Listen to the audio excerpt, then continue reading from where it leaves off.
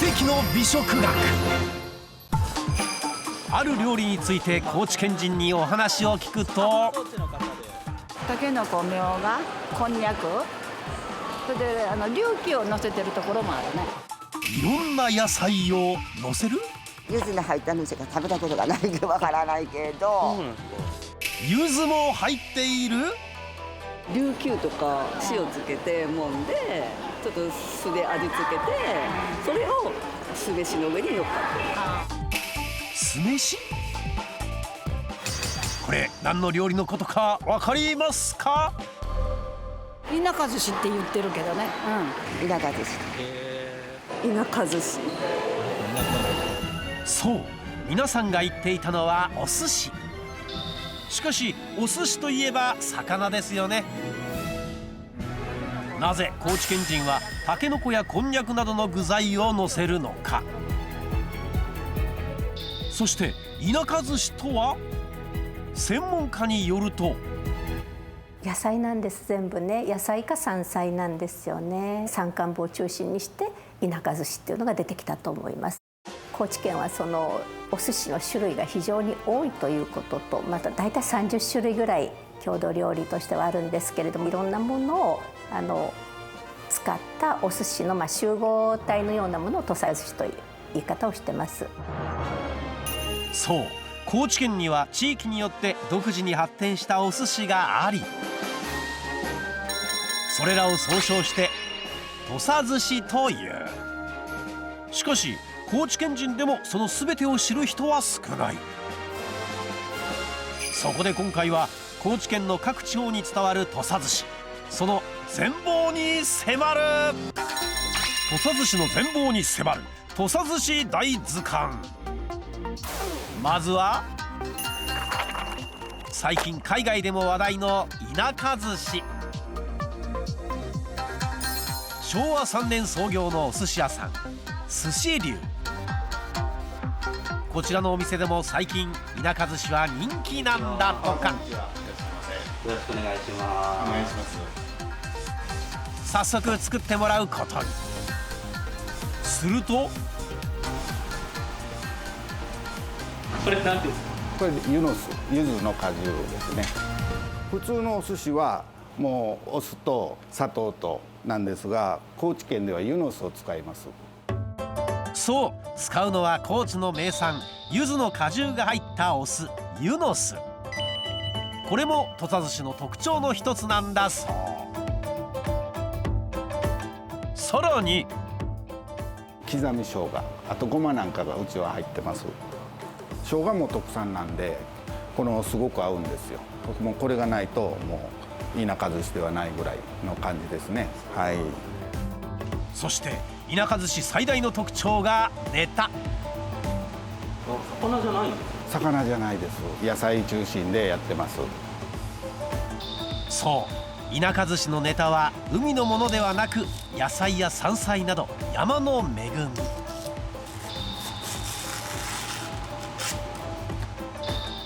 なんとこんにゃくまで使う。味付けはネタによって様々。例えば味が淡白なこんにゃくは醤油や砂糖で濃いめに味付け。琉球はシャキシャキ感が残るよう繊維に沿って切りお酢につける。田舎寿司は江戸前寿司でいう仕事の多い手間暇かけた技ありのお寿司なのだ。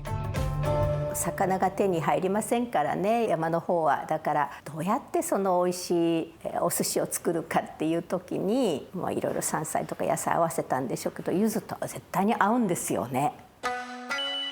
晴れの日に食べられていたお寿司。しかし山間部には魚がないため、身近な山菜を使ったのが始まりと言われている。高知は海っていうイメージもあるんですけど、やっぱり山の文化も結構あってですね、その中の一つのごちそうだなって思います。高知県人にとってソウルフードである田舎寿司。最近では外国人の方なんかもちょこちょこ来られますね。食べられたことない方はびっくりしますね。外国人観光客に食べてもらうと、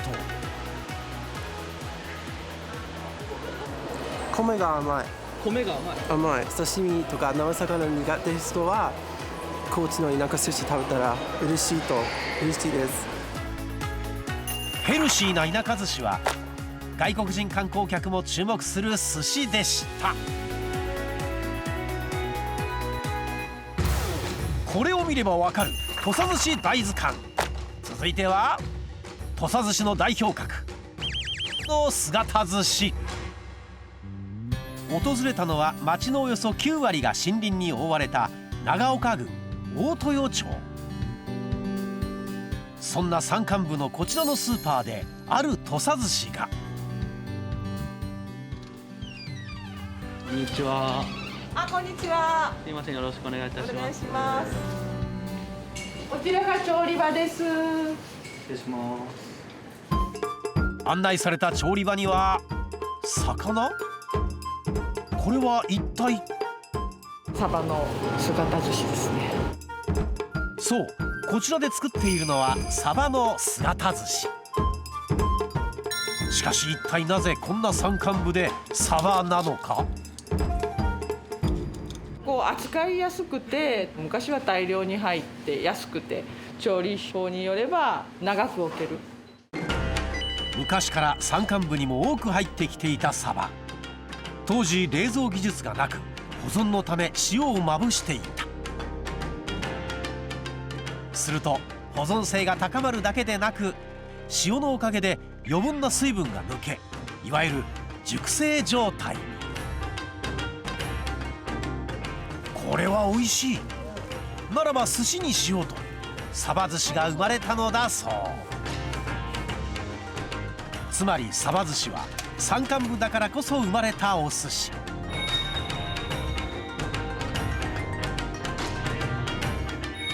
高知の宴会料理である皿鉢料理にも欠かせない。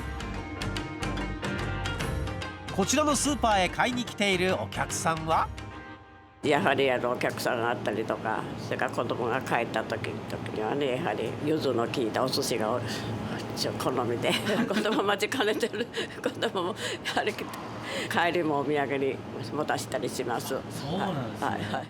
どこの家も昔は自分のところでそれを作ってたんですね。あ、そうなんですね。やっぱりこっちの方は新鮮な魚がないので、サバ寿司っていうのは貴重な食料。高知の山にサバ寿司あり。冷蔵技術が発達した今も変わらない伝統の味だった。魚の土佐寿司は他にも。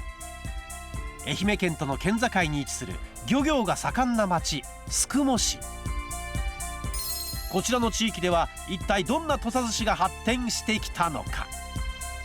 郷土料理を製造販売している川原さんに聞いてみた。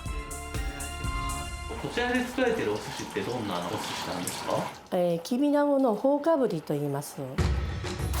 これを見ればわかる土佐寿司大図鑑。続いては JAL のファーストクラス機内食にも採用されたキビナゴのHo-okaburi。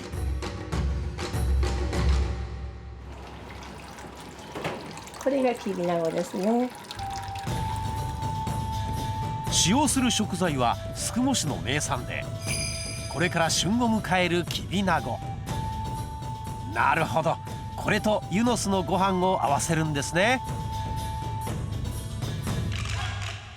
ご飯の代わりにこれを使います。これ何ですか？これおからなんですよ。おから。はい。ご飯の代わりにおから？一体どんなお寿司なのか。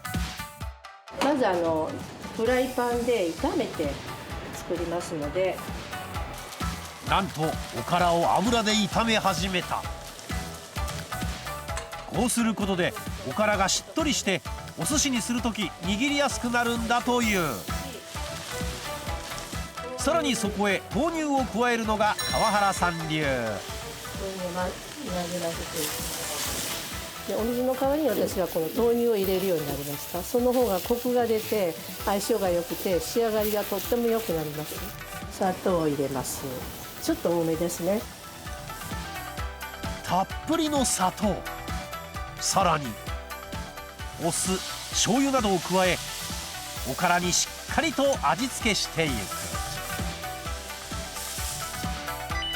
江戸時代、武士はお米を使ったお寿司を食べていたが、庶民は容易に食べられなかった。そこでお米よりも手に入りやすかったおからを使い食したのが始まりと言われている。味付けしたおからにきびなごを巻いたら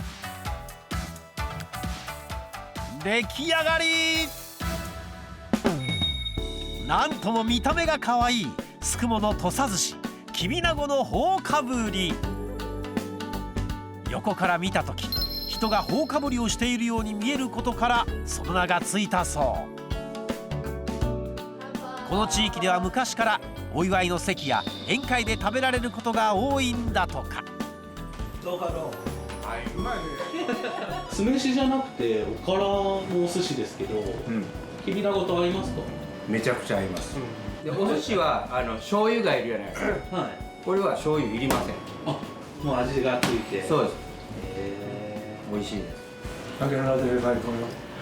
ちょっと前ですけどもJAL 国内線のファーストクラスの機内食に採用されました。その時に本当にこういうなんか世界にもこの地味なね田舎のおからが行くんだと思ってすごい感動したことを覚えてますけど、やっぱりこの地元にあるいいものを誰かに伝わってもまた新たな形に変わったとしてもそれは伝わっていくっていうことが一番大事だと思います。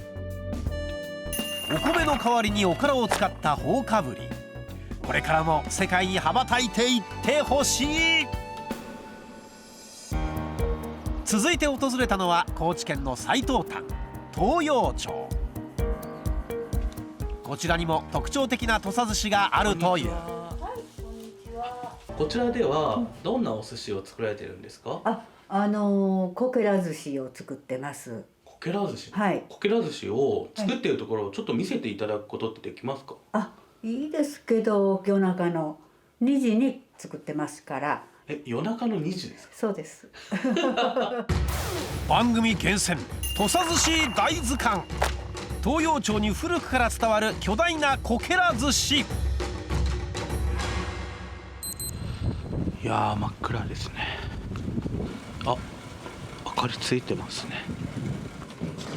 こんばんは。よろしくお願いします。午前2時からこけら寿司を作っているのは地元の主婦の皆さん。なんでこんな深夜に作っているんですか？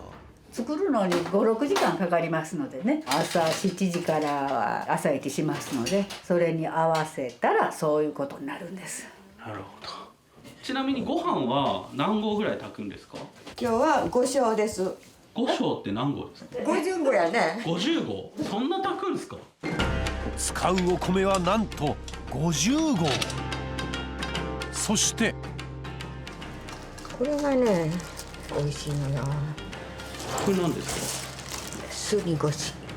すぎごし？これをねユノス入れてねお出汁になるの。そうなんですね。焼いてほぐしたサバをユノスにつけるすぎごし。これをご飯に混ぜることでサバのうまみが移り味わい深いシャリになるんだそう。ありがとうございます。働けるように言うてよ。うん。めっちゃ美味しいです。めっちゃ美味しい。うん。そうよ、みんなが喜んでくれる顔がね見たいもんやきにね頑張っちゃうで。するとこれですけれどもね。これは一体？これに5升弱のお米が入ります。高さ25センチ、幅40センチの木枠にご飯を詰め込んでいき、その上に人参や椎茸などさまざまな具材を並べていく。そう、こけら寿司とは巨大な押し寿司のこと。敷いた具材が木の切れ端こけらに似ていることからこの名がついたと言われている。その歴史は古く、160年前の江戸時代末期にはこけら寿司があったとされる。他の押し寿司と違うのは木の板を間に敷き何層にも重ねて作ること。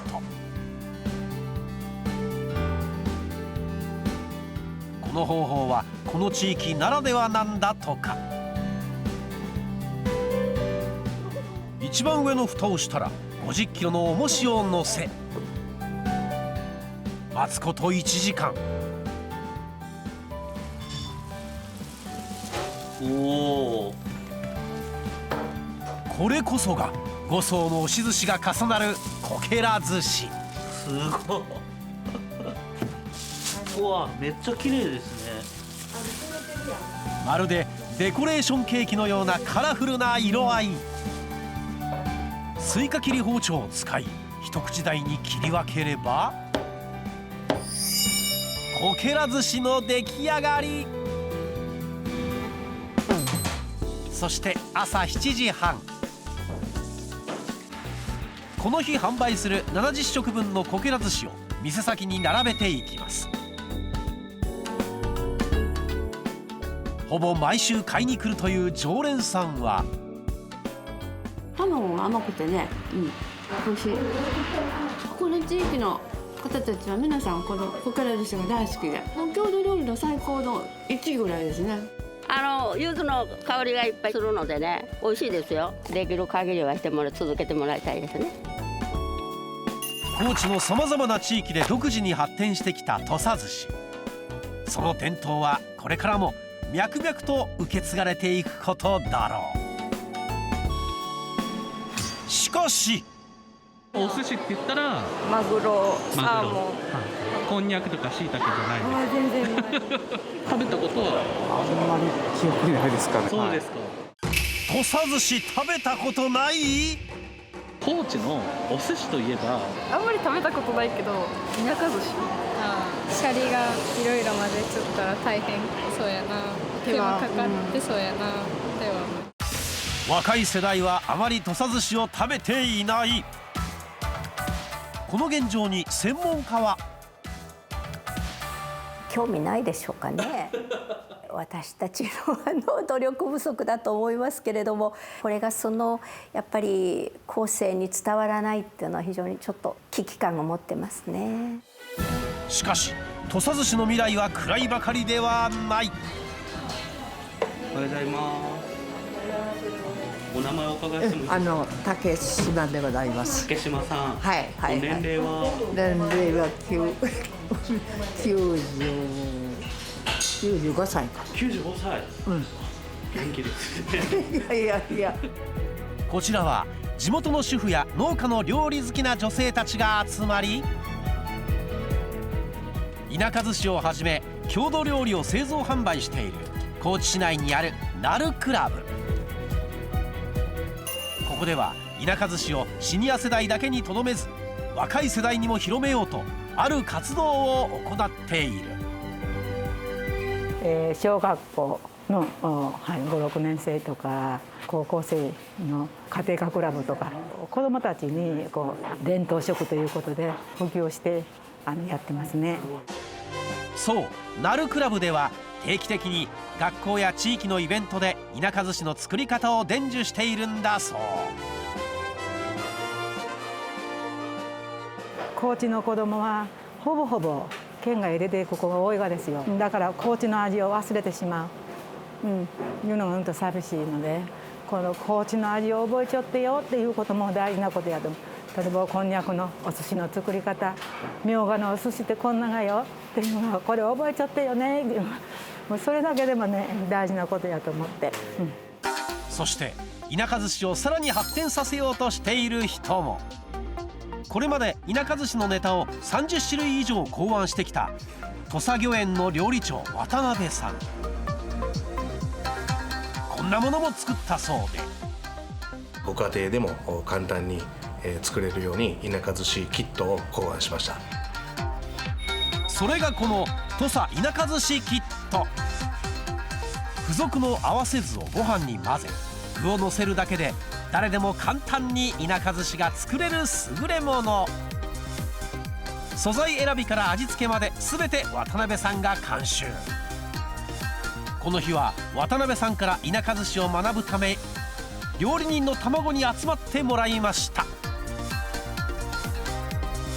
まずじゃあしいたけ、菜の花、ふき、みょうがを、握っていくんですが、シャリをこう握ってから鰹節にワンバンさせてください。でそして鰹節の面をネタの方にひっつけて、一緒に田舎寿司の新メニューを考えます。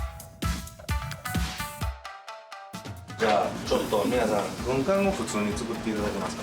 軍艦握りを、はい、でその上にこれをのっけましょう。この食材は葉わさびご存知ですか。葉わさび、葉わさびを何につけてる、これは煮切ったお酒にみりんと醤油を合わせてます。渡辺さんのアイディアに刺激を受け、料理人の卵たちが田舎寿司に熱く向き合っていた。全国的に見ても多分野菜をこうお寿司にするってまあ珍しいとは思うんですよ。まあ、文化としてこんだけ残ってるっていうのは、まあ、やっぱり高知県特有のものだと思うんで、次の世代につなげていくっていうのが、まあ、我々の仕事だと思ってます。高知県の伝統食土佐寿司、その伝統を伝えるものと受け止めるもの、高知の魅力が詰まった土佐寿司はこれからも消えることなく受け継がれていく。